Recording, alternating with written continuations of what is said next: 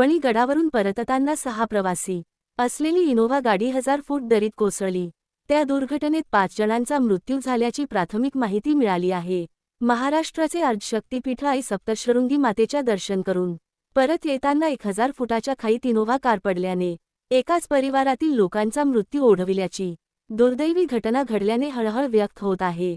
सविस्तर वृत्त असे की पिंपळगाव चिंचखेड येथील कीर्ती पटेल हे आपल्या परिवारासह इनोव्हा वाहन क्रमांक MH15BN0555 या गाडीत आई सप्तशृंगी मातेचे दर्शन करून घाटावरच्या भागातून परत येताना वाहन 1000 फुटाच्या खोल दरीत कोसळले असता वाहनाचा अक्षरशः चक्काचूर झाल्याने एकाच परिवारातील 5 जणांचा मृत्यू झाल्याची प्राथमिक माहिती मिळाली आहे.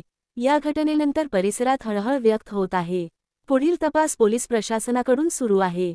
सातपुडा मिरर न्यूज नेटवर्कचे YouTube channel like, subscribe, share करा. बातमी आणि जाहिरातीसाठी संपर्क 9423497275.